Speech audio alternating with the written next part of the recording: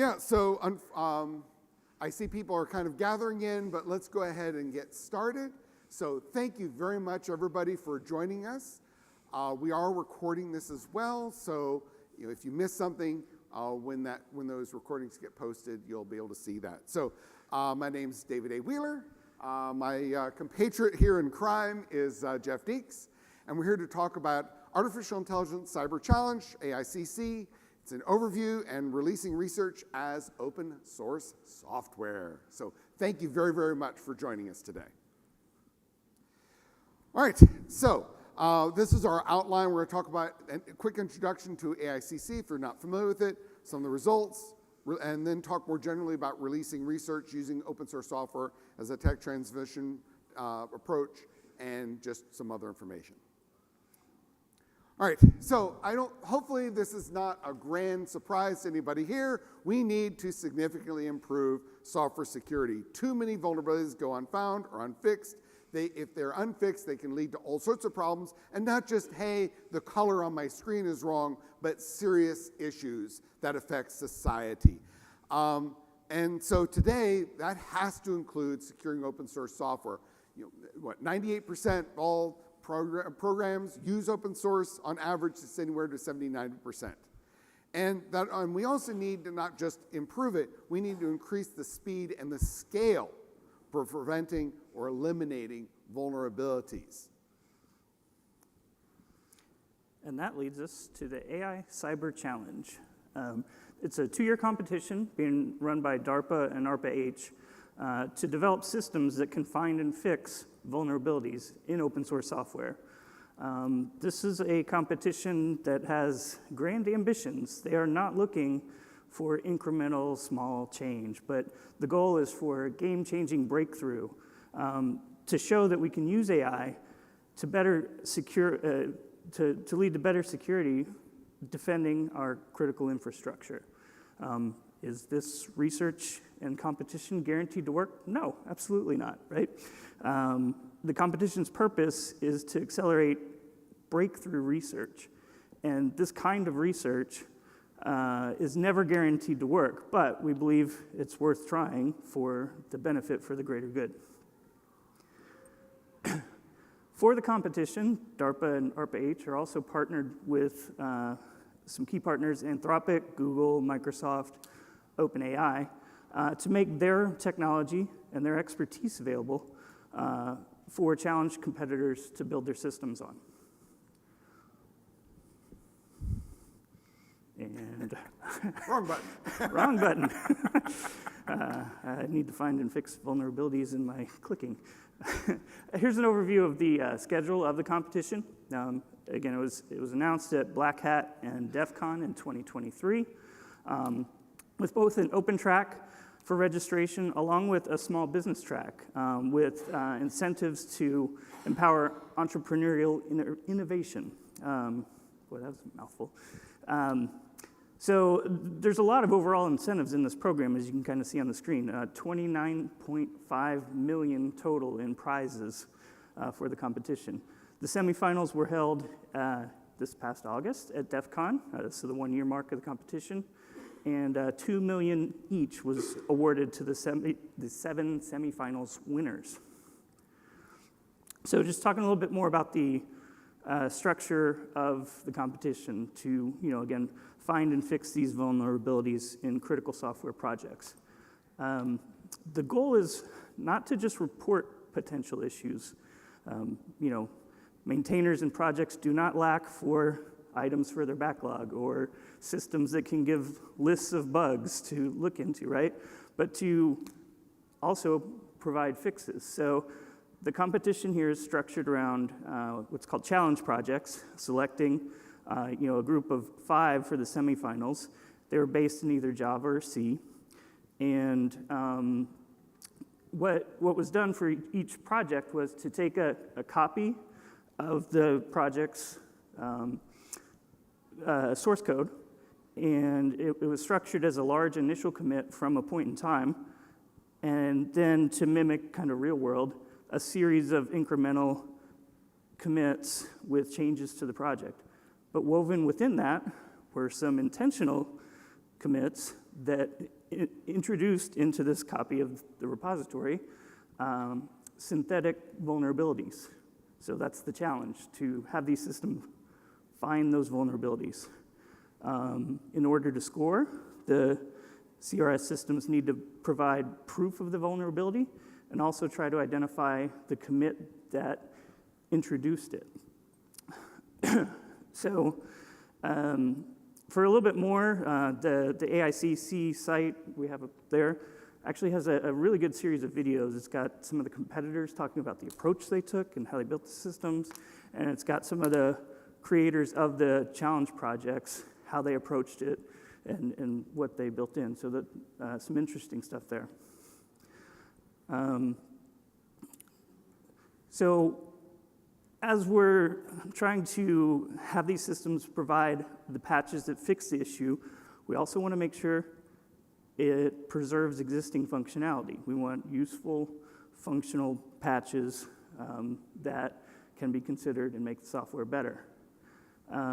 It's quite an interesting scoring system that had to be set up to evaluate how effective they were. So some of the factors involved, a diversity multiplier, making sure systems had to identify issues across at least 2 projects to qualify to advance from the semifinals.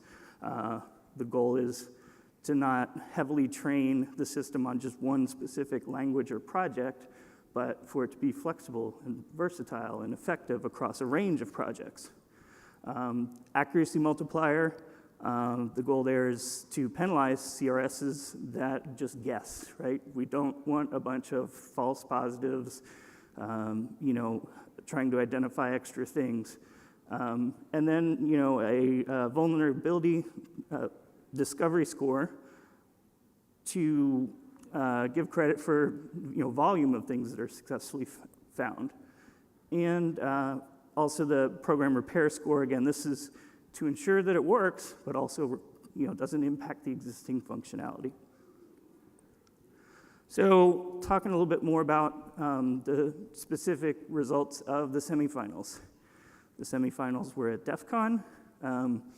It was an interesting setup at DEF CON. If any of you were there, you would have seen that they set up an entire city called Northbridge for the competition. And the purpose of having that city was for education about the dependencies on critical infrastructure, the dependencies on open source software, and the impact that security issues can have on that infrastructure.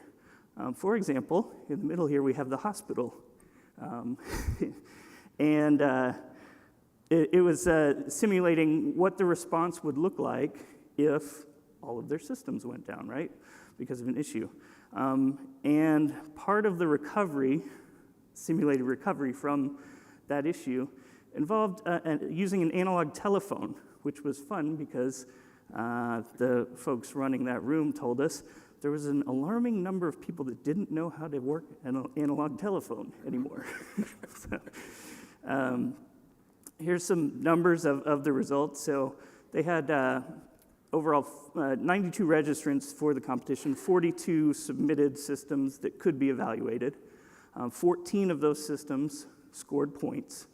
And then again, we had the 7 winners, we have up on the screen here, that now advanced to the finals. The 5 challenge projects that were specifically involved, Apache Tika, Jenkins, Linux kernel, Nginx, and SQLite. So from these synthetic vulnerabilities that were introduced across these projects, 22 of them were successfully detected and 15 were successfully patched. If we take a look in a little more detail, so this is a cross-section of some of the vulnerabilities that were found and patched in green. Overall, the system seemed to have more success in C than in Java, which is one interesting part. The other, as you see, 2 of the teams successfully created patches across both languages in different projects. And in addition to these, there was actually one real-world zero-day bug found in SQLite it was found, it wasn't successfully patched, but it was responsibly reported to the project, and it has since been fixed. So we can't show you actual code because it's still an active competition, but we did get a chance to review some examples of some of the patches that got created. So we're going to walk through a couple of those here. This first one,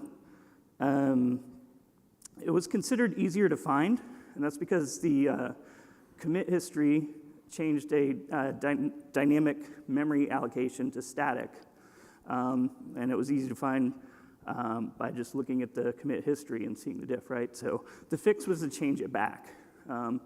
We saw 4 examples of successful fixes, but in 2 of those cases, the CRSs did something a little extra, which was interesting. One of them attempted to clean up some other code, and another added a test. The next example they considered a little bit harder to find.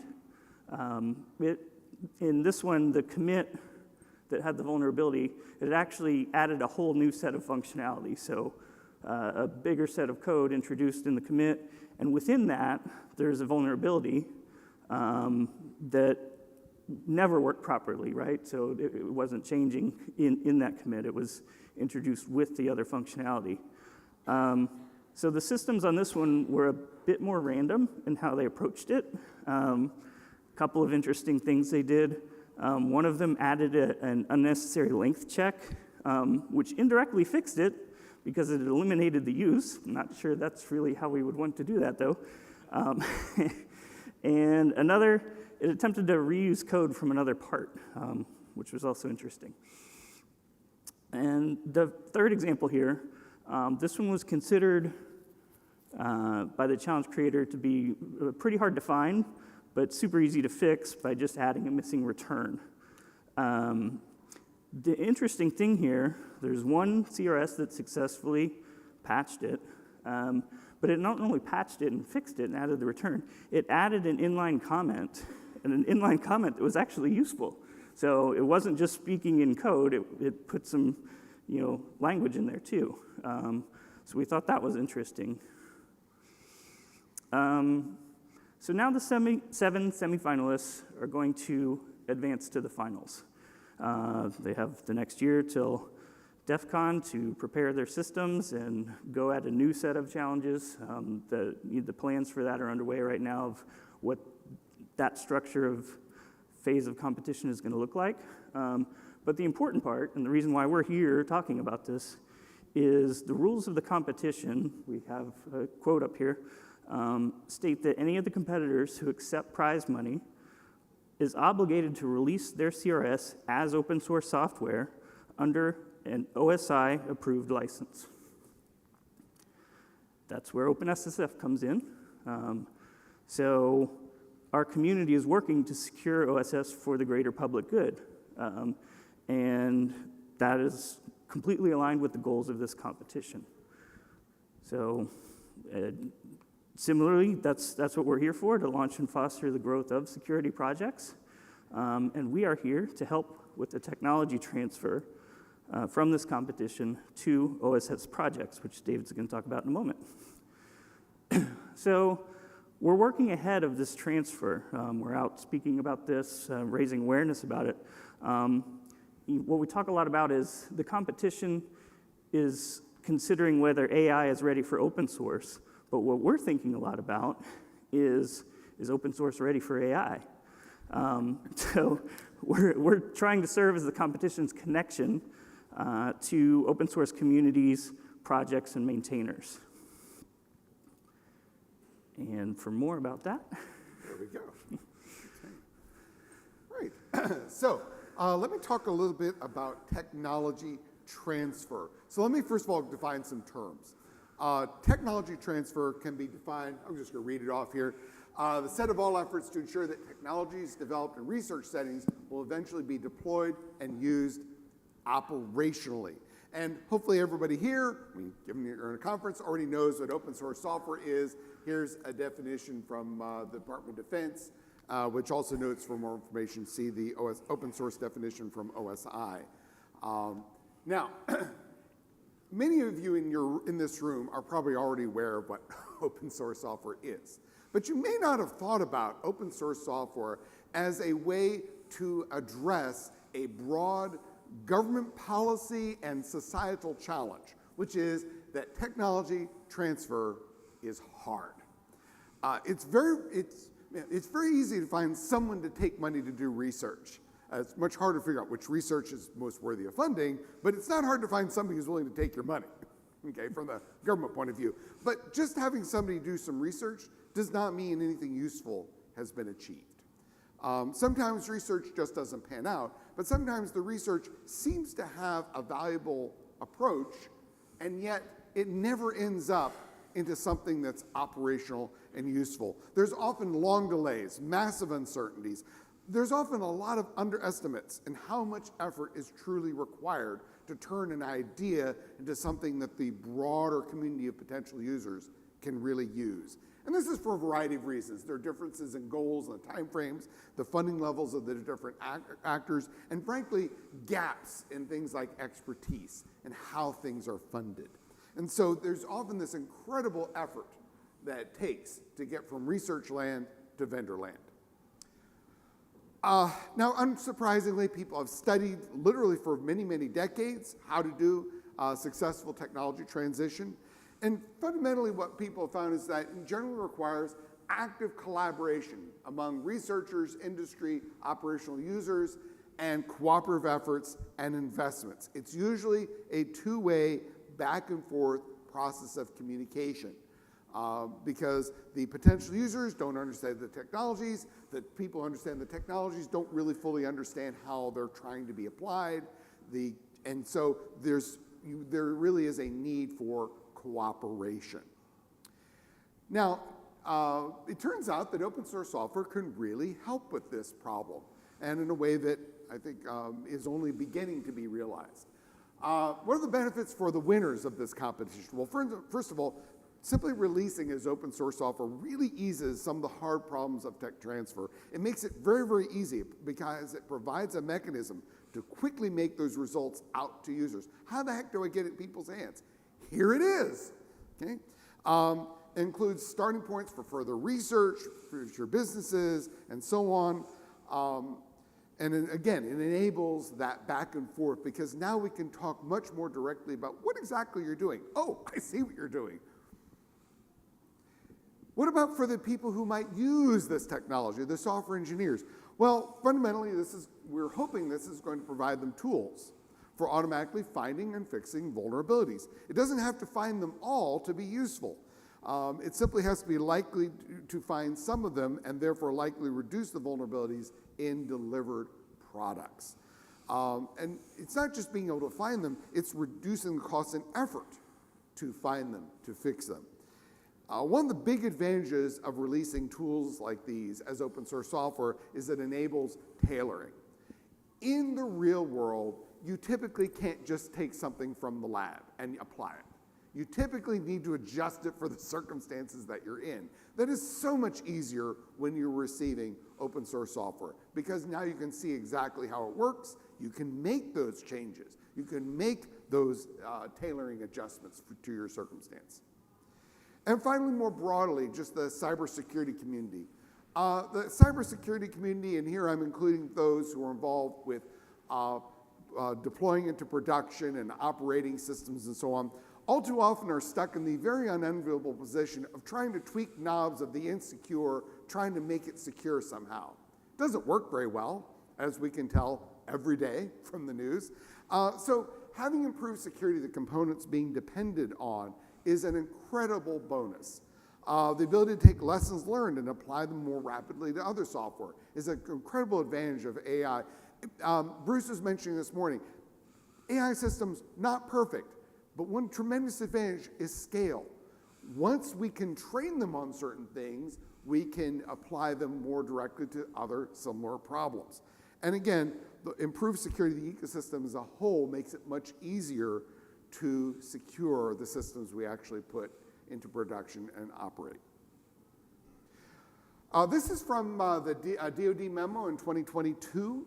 You would think that some people might think the Department of Defense is against open source software or using it in their systems. Not at all. In fact, they have a specific policy about the use of open source software, and they list some of the advantages, and that includes the ability to modify software source code enables the department to respond more rapidly to changing circumstances, missions, and threats. Now, you may not be the Department of Defense, but being able to change more rapidly with situations and missions and threats is something everybody can say or should be able to say.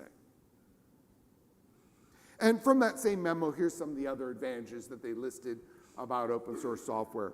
Continuous and broad peer review enables the identification and elimination of defects that might otherwise go unrecognized. There's a worry about vendor lock-in. Open source software can absolutely be supported by businesses, but there's not the same risks of lock-in as there is from alternatives. And open source software is particularly suitable for rapid prototyping and experimentation, which includes, frankly, a lot of the early efforts to do tech transition. Mark Zuckerberg even has an interesting comment about closed development. Hey, constraining American innovation to closed development increases the chance we don't lead at all. In fact, instead, I think best strategy is to build a robust open ecosystem. Now, his focus was on a very slightly different context, but frankly, I think his comments ring true here as well. Now, it should be unsurprising that AI is already widely dependent on open source software. Todd briefly mentioned earlier things like PyTorch. But in fact, these are just some of the many, many tools that are widely used in the AI and specifically the machine learning space.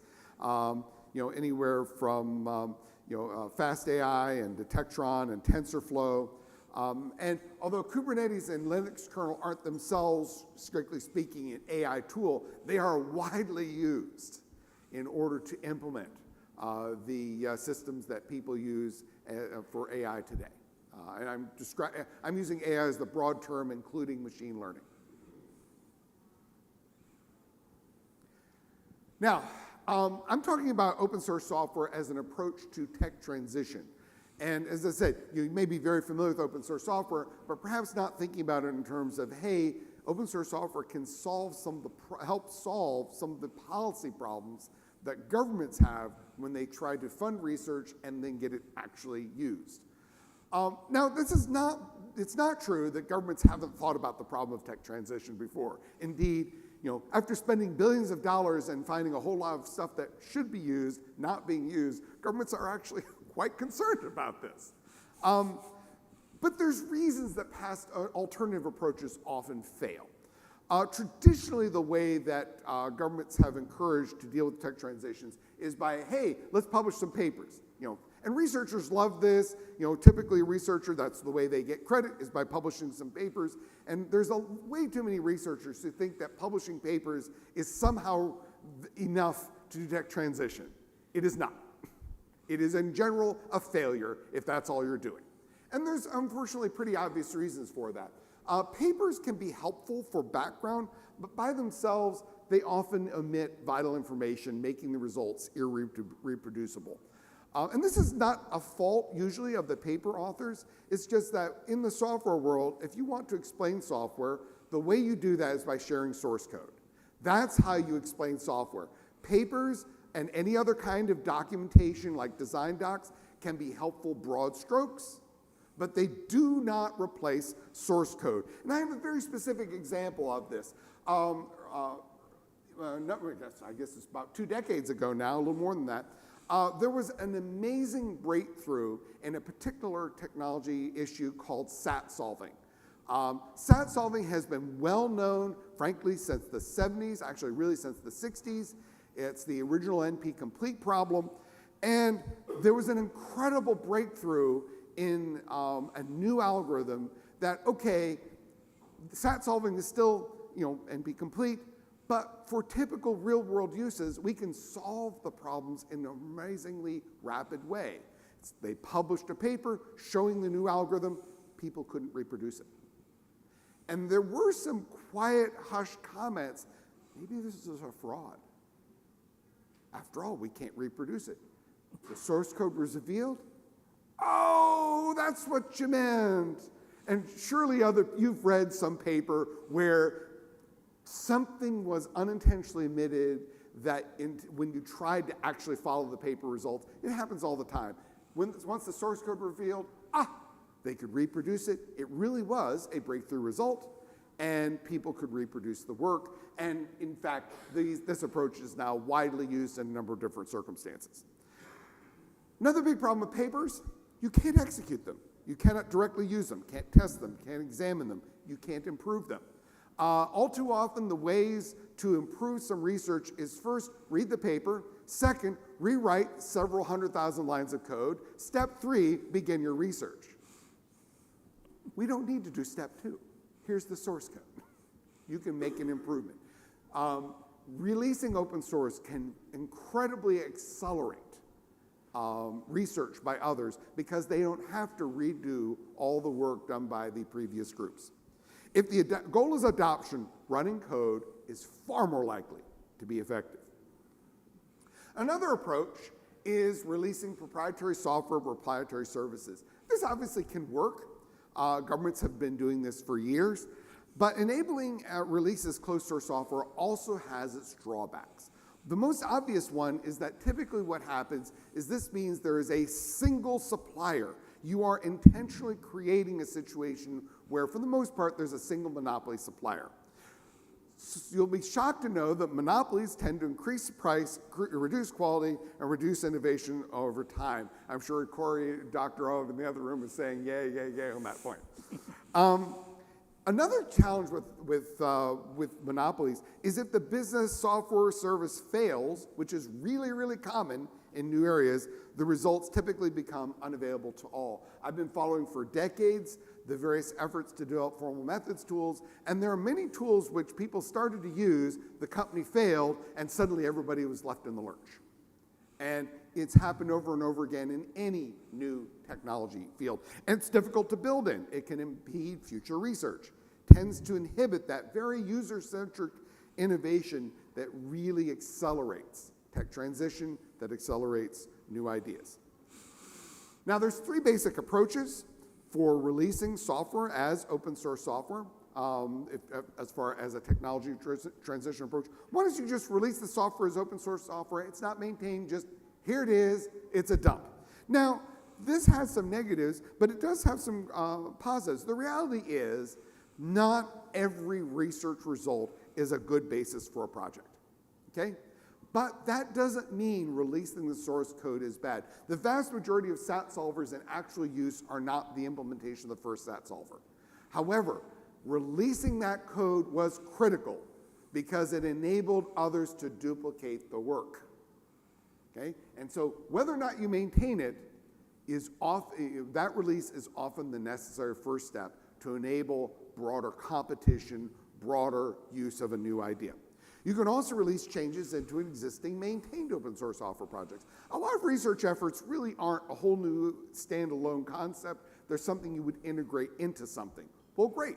Let's figure out how to integrate it in. SE Linux is an example of this. For example, where I've got an idea on how to improve an operating system kernel. Let's look at the most widely used operating system kernel and figure out how to integrate that in.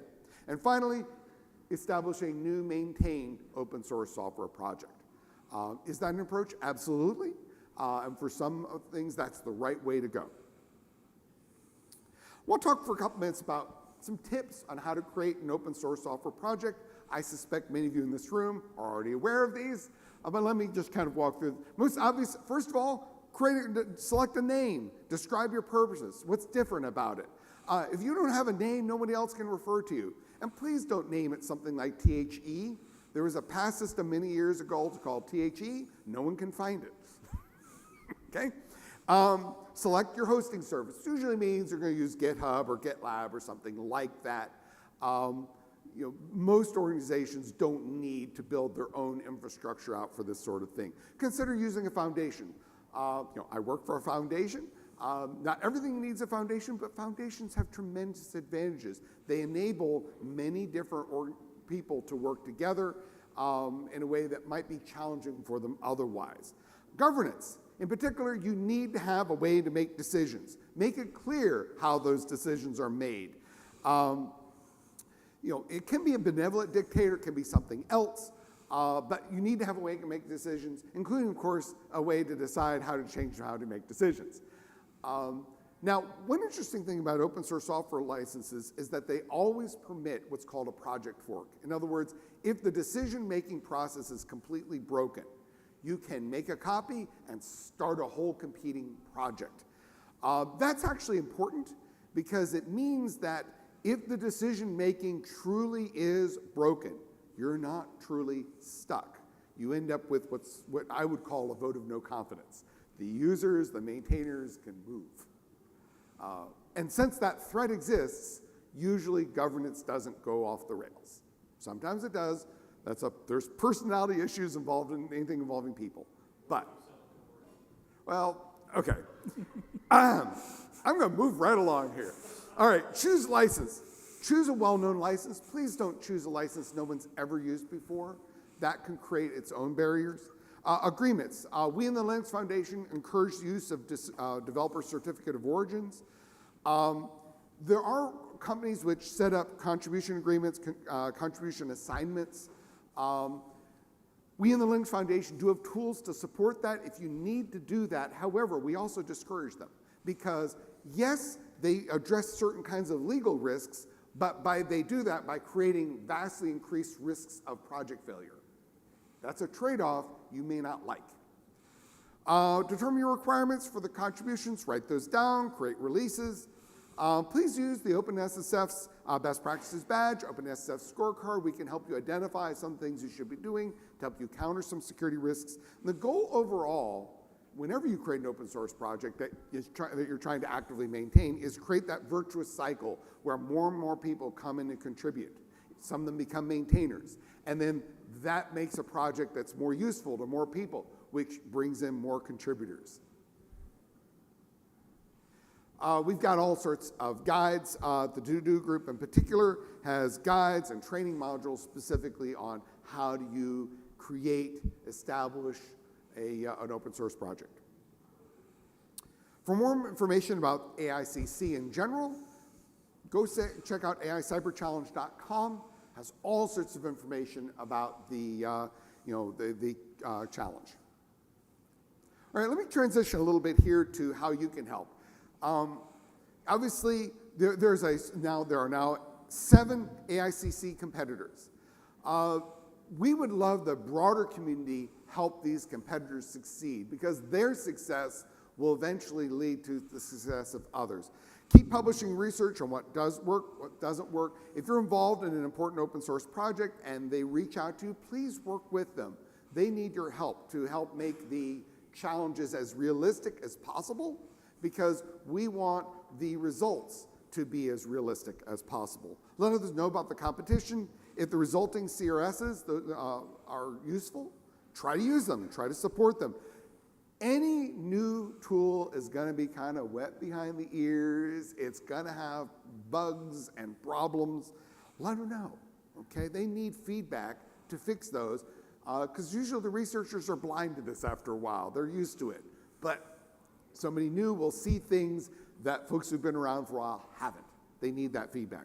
OpenSSF has lots of other resources that may be helpful. Please use them. I'll talk about the LFD 121 course more in a moment. We've got lots of guides, including guidance on how to coordinate vulnerability disclosures, and we welcome your participation. I mentioned it just in that last slide, LFD 121. I'm going to probably come to some of you and hand you a flyer and so on, because one of the key things that we're going to need is more and more software developers knowing how to develop secure software. AI tools aren't decreasing that need, they're increasing it. Because now we are depending on humans to review the proposed changes, either from AI systems or, say, these CRSs. Hey, here's a proposed change. Is this a good change? Well, I need a human to understand that. So we need humans to understand how to develop secure software. This is LFD 121. It's a free course, about 2 days of material. Free certificate of completion is available. teaches the fundamentals of developing secure software. And I'll note that this particular course, it applies to anybody, whether you develop open source software or closed source software. Now, we in the OpenSSF are especially focused on securing open source software, but the fundamentals of how to develop secure software, it doesn't matter what kind of software you're developing, the attackers don't care what license you have. Okay? It's online, on demand, highly rated by those who've taken it. Please enroll. Please suggest anybody else who develops software enroll.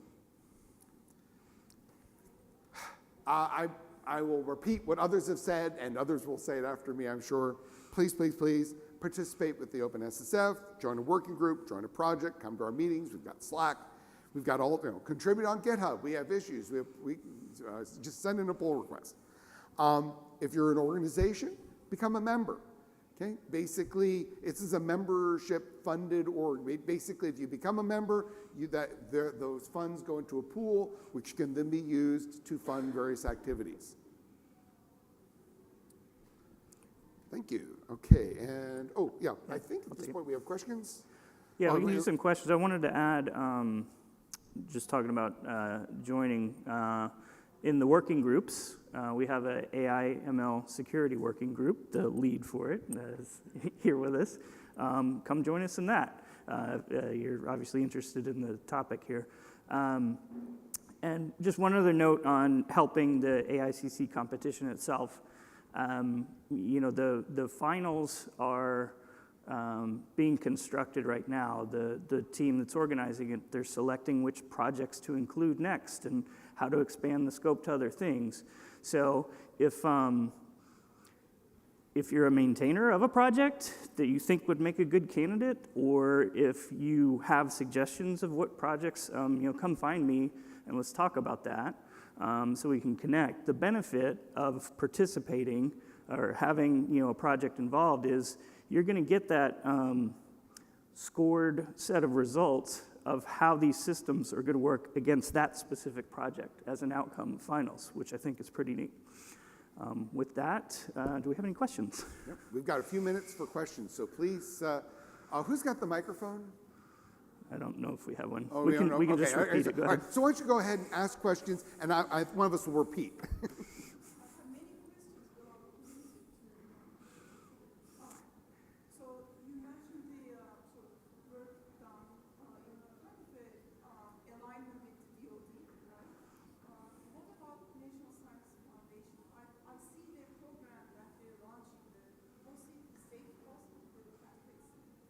I'm sorry, which National Security Foundation?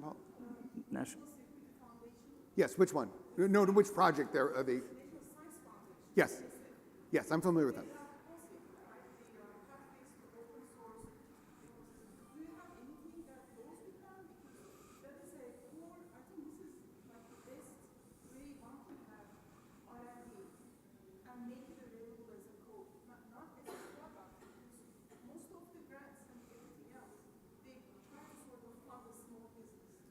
Okay.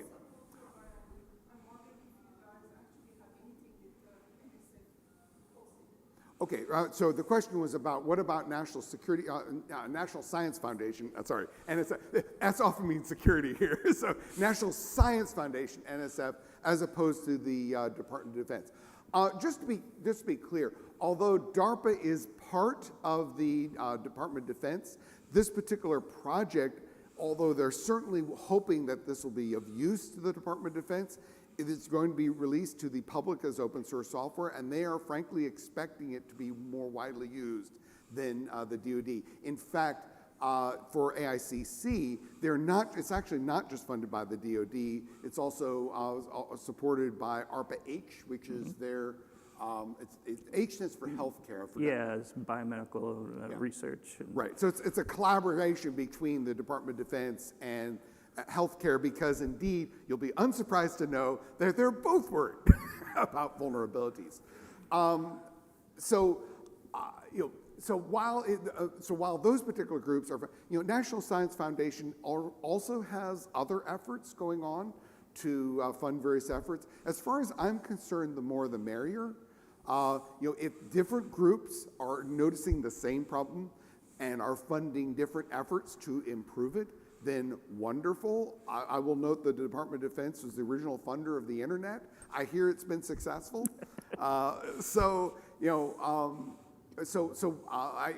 NSF already, National Science Foundation does have some efforts.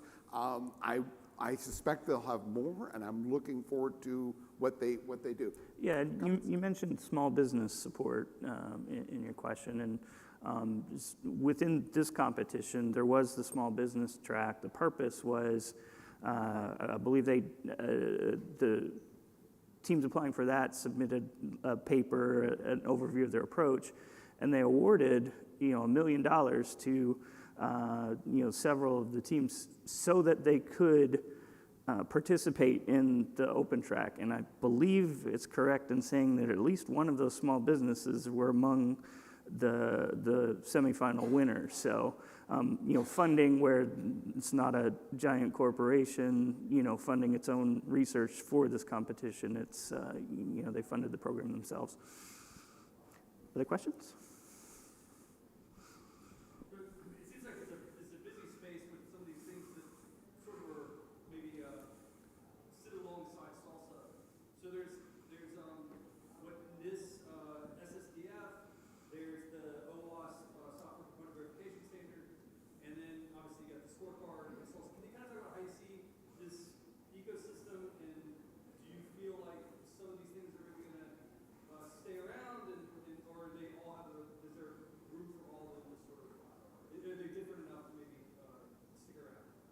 Oh my goodness, that's an incredibly broad question. All right, so the question is, hey, there seems to be a lot of efforts going on. Do we expect every single effort to exist forever or something? Predicting the future is hard. I will say that one of the fundamental challenges and thing that, frankly, I find interesting about security is that you are dealing with intelligent adversaries. I've also worked sometimes in the safety space. And in the safety space, they're always worried about, accidents and, random events and so on. And gee, the safety folks have it easy because, hey, this is going to be only a 1 in a million chance. In the security world, if something could happen only 1 in a million times, that means it's going to happen in 5 minutes because the attacker is going to attack 1 million times. And so I am expecting there to be not one simple, single, oh, look, here's the solution. I'm expecting there to be a variety of different approaches, each of which bites off a part of the problem. Simply because if you just say, hey, I want it to be secure, great, what do you mean? How do you counter those various kinds of attacks? So at least right now, what we have is people have identified various challenges that make the production systems less secure and then are trying to take bites of the apple to address those. I do think that we're going to see more and more either consolidation or at least clarity about where each one fits. There was a picture shown earlier, the salsa picture with all the projects all around. Basically, I think what is needed in many ways is much more of just a clarity of where each piece fits and how they address piece parts of the problem. We are working on trying to deal with that. It's not easy, but I do think that we're going to see multiple different things hitting different parts, and part of it is because different people have different requirements. Unsurprisingly, if you're dealing with, say, a pacemaker that's going to be different than something where, frankly, whether or not it makes a mistake isn't all that important.